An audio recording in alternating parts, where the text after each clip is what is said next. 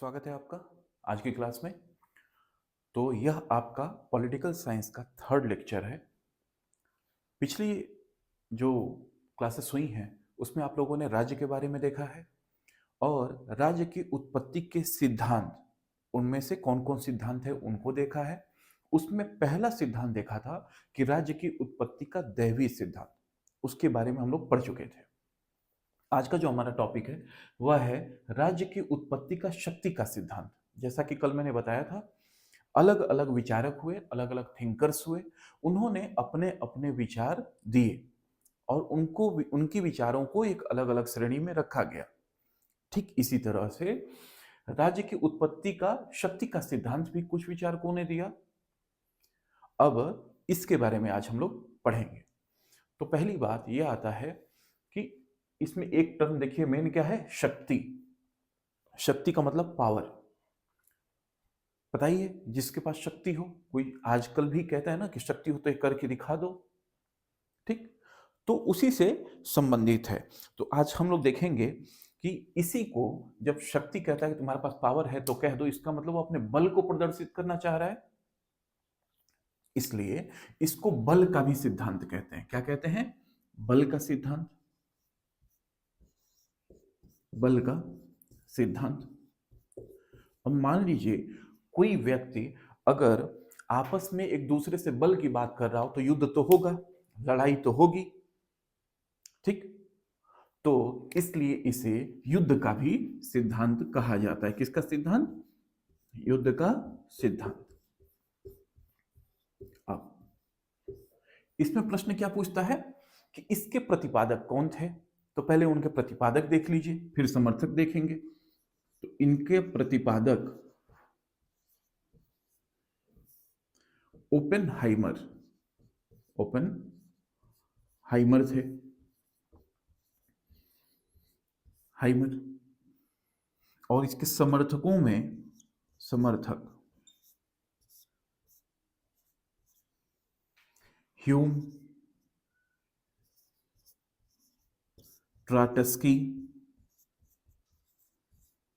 Machiavelli,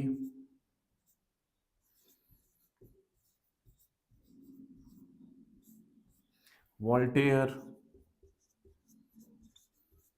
Mussolini,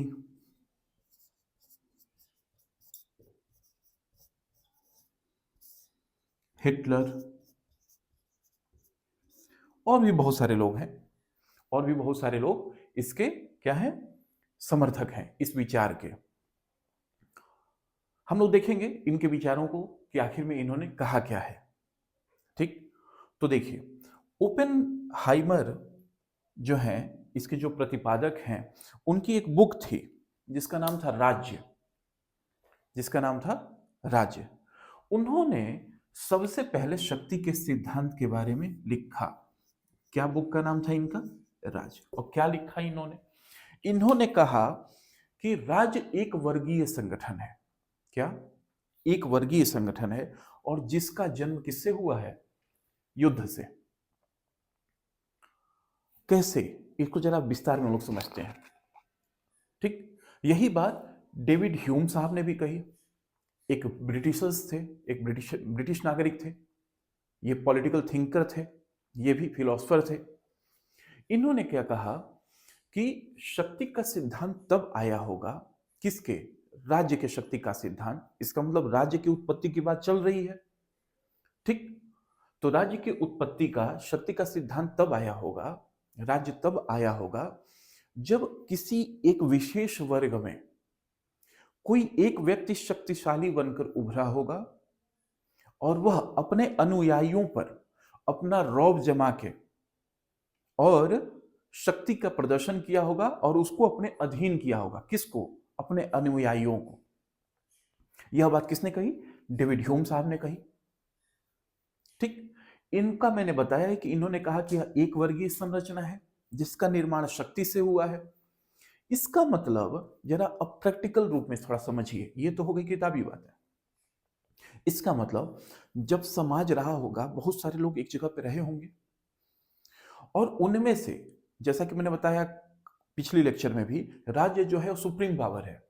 तो supreme power, जैसे मान लीजिए अभी बहुत सारे लोग हैं, उनको कुछ नहीं पता किसके हिसाब से क्या चलेगा, कहीं कुछ नहीं। थोड़ी सी भी अराजकता फैली होगी, उसमें से कोई एक व्यक्ति उठा होगा, कहा नहीं ऐसा नहीं करना है, हमारे हिसाब से चलो। हो सकता है उसका किसी ने विरोध किया होगा, और विरोध किया होगा तो जो व्यक्ति शक्तिशाली रहा होगा वह युद्ध जीता होगा, और जो जीत गया होगा उसने क्या बनाया, वो उसने राज्य का निर्माण किया। ठीक, उसने क्या किया, राज्य का निर्माण किया। इस विचारधारा के समर्थक भारत में भी थे। भारत में आचार्य जो चाणक्य थे वो भी इस बात के समर्थक थे। जैसे मैकियावेली एक विचारक हुए। मैकियावेली क्या कहते थे, राज्य के हित के लिए, राज्य के हित के लिए राजा जो चाहे वो करे वही ठीक है। इसका मतलब यदि राजा अगर बहुत ज्यादा शक्ति संपन्न हो जाए और अपने रौब को जमाने लगे, तो ऐसा नहीं कि राजा गलत कर रहा है, वो अपने शक्ति प्रदर्शन के लिए, उसके राज्य के हित के लिए जो सही लगे वो राजा सब कुछ कर सकता है। हो सकता है कि उसके इस स्टेप से किसी को परेशानी भी हो सकता है कि राजा ने जो कदम उठाए हों उससे किसी का बुरा भी हो सकता है, लेकिन राज्य के हित में यदि वो कार्य कर रहा है तो सब कुछ ठीक है। मतलब जिसके पास शक्ति है वो सब कुछ ठीक है। यह मैकियावेली ने कहा। इस बात का समर्थन हमारे चाणक्य ने भी किया है। आगे हम लोग देखें, ह्यूम ने तो कहा ही है, ट्राटस्की ने भी कहा है। ट्राटस्की ने क्या कहा है भाई, कि राज्य जो है वो शक्ति का मूर्त रूप है। राज्य क्या है, शक्ति का मूर्त रूप। मतलब वो जो दिख रहा है ना राज्य का फॉर्मेशन, वह शक्ति से ही निकल कर आया है। ठीक, तो इस तरह से ऐसे ही वोल्टेयर ने भी कहा है। तो इन सब विचारकों ने अपने अपने विचार दिए हैं, केवल शक्ति के ही संबंध में दिया है। जैसे अब वोल्टेयर ने क्या कहा, प्रथम राजा जो है होगा वह भाग्यशाली योद्धा रहा होगा। प्रथम राजा, यह पूछता है भाई, प्रथम राजा भाग्यशाली योद्धा रहा होगा। किसने कहा, वोल्टेयर ने। यह प्रश्न पूछ लिया जाता है। इसी में एक प्रश्न और पूछ दिया जाता है कि शक्ति की जो उत्पत्ति का सिद्धांत है उसके प्रतिपादक कौन है, तो ओपेनहाइमर। इसके समर्थक कौन है, तो इन सब का नाम याद रखिएगा। अब इसमें मैंने नाम लिखा है मुसोलिनी और हिटलर का भी। आप लोग को पता है कि मुसोलिनी और हिटलर ने क्या किया, वहां पर राजाओं की सत्ता को हटाया। मुसोलिनी जो था वहां के राजाओं के और जो वहां पर उस समय जो सत्ता में थे उनको हटाकर और बलपूर्वक शासन किया। यही बलपूर्वक शासन शासन जो है वो हिटलर ने भी किया। और ये लोग कहते थे कि युद्ध जो है वह जीवन में जीवंतता प्रदान करता है, युद्ध जीवन में गतिशीलता लाता है, युद्ध के बिना जीवन ही निरर्थक है। और कोई भी नई चीजें जो निकलती हैं, कोई भी जो शक्तिशाली जो उत्पन्न होकर आता है वह युद्ध के बाद ही आता है। ठीक, तो कुल मिला जुला के अगर हम लोग एक बात करें कि यह क्या था, राज्य की उत्पत्ति का शक्ति का सिद्धांत क्या था, तो यह था कि जिसके पास शक्ति होगी वह राज करेगा।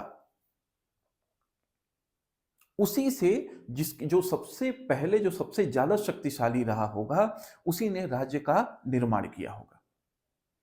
और यह मानवीय संस्था है। इन लोगों ने कहा कि यह मानवीय संस्था है, यह कोई दैवी संस्था नहीं है। इसका मतलब राज्य के उत्पत्ति के दैवी सिद्धांत को लोग नकारते हैं।